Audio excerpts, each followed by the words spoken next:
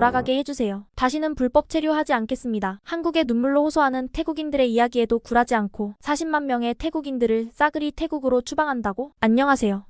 감동입니다. 오늘은 한국과 태국 양국의 문제로 떠오른 한국 불법 체류 태국인 이야기를 태국 여대생 마리가 들려드릴 예정인데요. 먼저 구독과 좋아요, 알림 설정을 해주시면 바로 시작하겠습니다. 안녕하세요. 저는 태국에서 대학을 다니는 마리라고 해요. 저뿐만 아니라 제 친구들, 그리고 태국의 많은 젊은이들이 한국을 동경하는 이유가 참 많아요. 그 중에서도 가장 큰 이유는 바로 K-팝이에요. 방탄소년단, 블랙핑크 같은 아이돌 그룹들이 태국에서도 엄청난 인기를 끌고 있죠. 그들의 음악, 춤, 스타일, 그리고 멋진 무대는 우리에게 큰 영감을 줘요. 가끔은 나도 한국에 가서 그 공연을 직접 보고 싶다는 생각을 많이 해요. 태국에서 한국 공연 티켓은 금방 매진되고 해외 팬들도 그 열기를 함께 느끼고 싶어 하거든요. 그리고 한국 음식도 빼놓을 수 없어요. 태국에서도 한국 음식점들이 늘어나고 있는데 불고기, 비빔밥, 김치, 떡볶이 같은 음식들은 우리에게 아주 익숙해졌어요. 친구들이랑 같이 모여서 한국 음식을 먹으면서 한국 드라마나 예능을 보는 게 우리 일상 중 하나가 되었죠. 특히 한국 음식은 김치볶음밥 같이 태국에서 흉내내기 힘든 특유의 맛뿐만 아니라 건강에도 좋다고 알려져 있어서 더욱 인기가 많아요. 또 한 가지 이유는 한국 사람들의 따뜻한 마음이 아닐까 해요. 한국 드라마를 보면서 느낀 건데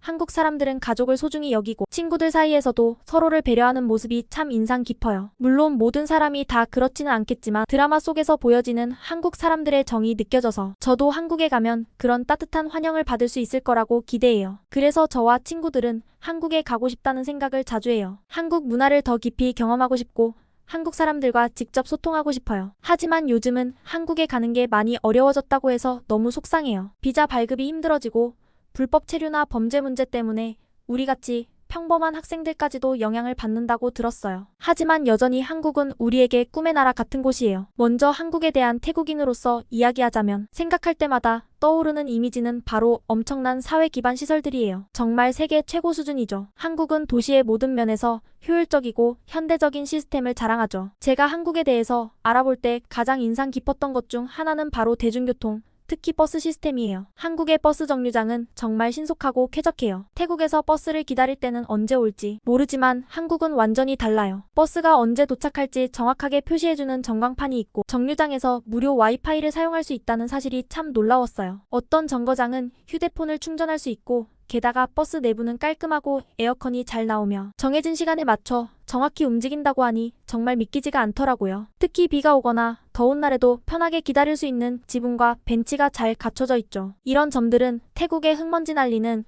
교통 시스템과는 비교할 수 없을 정도로 발전된 모습이죠. 또 하나 놀라운 것은 한국의 건축물들이에요. 경복궁처럼 한국의 전통적인 문화유산이 그대로 보존되어 있으면서도 그 주위에 현대적인 고층 건물들이 자연스럽게 어우러져 있는 모습을 보면 참 인상적이에요. 한국 드라마에서 본 서울의 모습이 그랬어요. 전통과 현대가 한 공간에서 함께 숨쉬고 있는 느낌? 경복궁을 중심으로 멋진 유리 건물들이 줄지어 있는 모습을 보고 있으면 한국이 과거와 현재를 어떻게 조화롭게 이어가고 있는지 알 수 있죠. 특히 서울은 아주 바쁘고 활기찬 도시죠. 현대적인 빌딩과 넓은 도로, 그리고 곳곳에 있는 공원과 녹지 공간까지 도시가 복잡하면서도 질서정연하게 유지되는 모습이 정말 놀라웠어요. 태국에서도 서울처럼 발전된 도시를 꿈꾸지만 아직은 갈 길이 멀다는 생각을 하게 돼요. 그런 도시 환경에서 살아가는 한국 사람들은 얼마나 편리할지 상상만으로도 부러워요. 한 가지 예시로 남산타워의 야경은 태국인들이 너무 부러워하는 한국의 도시 풍경 중 하나예요. 한강에서도 보이는 그 풍경을 바라보며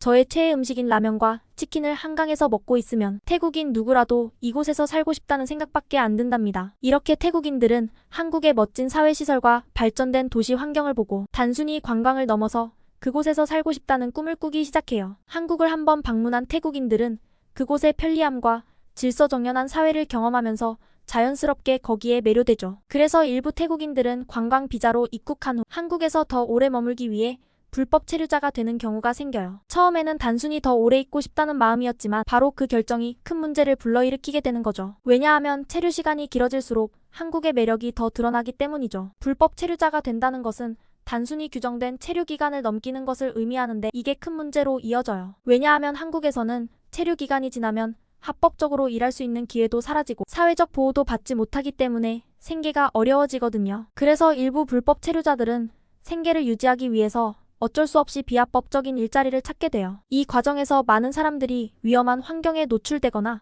범죄에 연루될 수밖에 없는 상황에 처하게 되는 거예요. 불법 체류 상태에서 일할 수 있는 기회는 제한적이고 대체로 임금이 낮고 노동 조건이 매우 열악해요. 불법 체류자들은 그들의 신분을 악용하는 고용주들로부터 정당한 대우를 받지 못하는 경우가 생겨요. 그들은 신고할 수 없기 때문에 열악한 환경을 감내하면서 일할 수밖에 없죠. 또한 불법으로 머무는 상태에서 범죄 조직의 표적이 되는 경우도 많아요. 마약 밀매나 성매매와 같은 범죄 조직들이 불법 체류자들을 이용해 자신들의 불법적인 활동을 확대해 나가는 경우가 많아지고 있어요. 물론 불법 체류자이기에 일을 하다가 갑자기 사라지고 돈을 훔치고 달아나는 경우도 발생하고요. 특히 한국에서는 최근 몇 년간 마약 범죄와 성범죄가 증가하고 있는데 그중 일부는 불법 체류자들과 관련이 있다고 알려져 있어요. 이 때문에 한국 사회 내에서 불법 체류자들에 대한 인식이 더욱 나빠지고 있어요. 한국 정부는 이를 막기 위해 체류관리 시스템을 강화하고 있지만 이미 불법 체류자가 된 사람들은 불안정한 생활 속에서 벗어나기 어렵죠. 불법 체류자들이 늘어나고 이들 중 일부가 강력 범죄에 연루되면서 한국 내에서 사회적 문제가 커지기 시작했어요. 불법 체류자들이 성범죄, 마약 밀매 등 다양한 범죄에 가담했다는 소식이 언론을 통해 연일 보도되면서 한국 사회는 이러한 문제에 대한 우려가 커졌죠. 특히 태국 출신 불법 체류자들의 수가 상당히 많다는 점이 부각되면서 한국 내에서 태국인들에 대한 부정적인 인식이 형성되기 시작했어요. 처음에는 불법 체류자들이 일시적으로 체류 기간을 넘기는 문제로 시작됐지만 시간이 지나면서 그들이 관련된 범죄가 증가하자 한국 정부도 적극적인 대처에 나서게 되었어요. 이에 따라 한국 정부는 불법 체류자 문제를 해결하기 위한 대대적인 추방 조치를 시행하게 됩니다. 이러한 조치의 일환으로 불법 체류자들을 단속하고 즉각 추방하는 데 집중하는 새로운 법적 규정들이 마련되었어요. 한국 정부는 공항과 항만을 포함한 모든 출입국 관리 시스템을 대폭 강화했고 국내에서 체류하고 있는 외국인들의 신분을 더욱 철저하게 관리하기 시작했어요. 불법 체류자들을 찾아내기 위한 특별 단속이 전국적으로 진행되면서 많은 불법 체류자들이 검거되고 강제 추방되었죠. 이 과정에서 태국인 불법 체류자들의 추방도 크게 증가했어요. 특히 대규모 단속이 이루어지면서 불법 체류자들이 거주하던 지역에서 많은 이들이 잡혀갔고 그들은 다시 태국으로 송환되었어요. 불법 체류자 중 일부는 단속을 피하기 위해 숨어 다니거나 도망치기도 했지만 결국 대부분의 사람들은 추방을 피할 수 없었어요. 공항에서는 태국으로 돌아가는 비행기를 타기 위해 긴 줄을 선 사람들의 모습이 목격되었고 이로 인해 한때 한국과 태국 간 항공편이 마비될 정도였어요. 추방된 사람들은 대부분 불안정한 상황 속에서 살아온 이들이었고 본국으로 돌아가서도 큰 어려움을 겪게 돼요. 그들은 한국에서 보내던 생활의 꿈이 한순간에 무너진 것처럼 느껴졌을 거예요. 특히 불법적으로 일했던 사람들은 한국에서 번 돈을 거의 남기지 못한 채 쫓겨나야 했고 본국으로 돌아가도 경제적인 어려움이 계속되었죠. 이러한 추방 조치는 단순히 불법 체류자들을 내보내는 것만이 아니라 한국 사회 내에서 외국인에 대한 시각에도 영향을 미쳤어요. 많은 한국인들이 불법 체류자 문제로 인해 외국인에 대한 불신과 부정적인 감정을 갖게 되었고 특히 태국인 불법 체류자들이 범죄에 연루된 사건들이 크게 보도되면서 태국인들에 대한 편견이 커지고 한국과 태국 간의 관계도 점차 악화되었어요. 한국 정부의 대대적인 불법 체류자 단속과 추방 조치로 인해 피해를 보는 건 단지 범죄에 연루된 불법 체류자들만이 아니었어요. 한국에서 성실하게 일하고 있던 선량한 태국인들까지도 그 여파를 피할 수 없었죠. 비록 불법 체류자로 분류되었지만 범죄와는 전혀 상관없이 단지 더 나은 생활을 꿈꾸며 한국에서 일해왔던 사람들이었어요. 그들은 한국에서 오래 머물며 정착해온 사람들로 한국 생활에 익숙해졌고 한국 사회에 기여하는 태국인들도 적지 않았어요. 그러나 불법 체류 상태로 한국에 남아있던 이들도 결국 강제 추방 조치의 대상이 되었어요. 한국에서 성실하게 일하던 태국인들은 그동안 번 돈으로 가족을 부양하고 자녀의 학비를 댔던 경우가 많았죠. 하지만 한국을 떠나 태국으로 돌아가게 되면서 그들의 경제적 기반은 순식간에 무너졌어요. 태국의 경제 상황이 어려운 가운데 그들이 본국에서 얻을 수 있는 일자리는 한국에서 벌던 것과 비교해 훨씬 열악하고 임금도 적었어요. 태국으로 돌아간 후 그들은 한국에서의 삶을 그리워하게 되었어요. 한국에서 느꼈던 편리한 교통, 질서 정연한 도시, 그리고 안정된 직업 환경은 이제 다시는 쉽게 돌아갈 수 없는 것이 되었죠. 그들은 자국에서 하루하루를 버티며 한국에서의 그리운 시간을 떠올리며 살아가고 있어요. 더 이상 한국으로 돌아갈 방법은 막혀있고 경제적 어려움은 갈수록 커져만 갔죠. 특히 한국에 가고 싶어하는 태국인 관광객들에게도 상황은 더욱 어려워졌어요. 한국 정부는 전자비자 제도를 도입하면서 불법 체류자 문제를 막기 위해 비자 발급 절차를 강화했어요. 한국 여행을 꿈꾸던 많은 태국인들은 전자비자 발급이 굉장히 까다롭고 복잡해졌다는 것을 알게 되었죠. 신청 과정에서 다양한 서류를 제출해야 하고 심사 절차가 길어져서 비자가 승인되기까지 시간이 오래 걸리기도 해요. 그뿐만 아니라 과거에 불법 체류 이력이 있는 사람들은 아예 비자 발급이 거절되기도 하죠. 이런 절차 때문에 많은 태국인들이 한국을 방문하는 것이 거의 불가능에 가깝다고 느끼게 되었어요. 한국에 가는 것이 한때는 쉬웠고 관광객들도 자유롭게 오갈 수 있었지만 이제는 비자 발급이 지나치게 어려워지면서 태국인들은 한국 여행을 더욱더 열망하게 되었어요. 여행사들은 고객을 잃고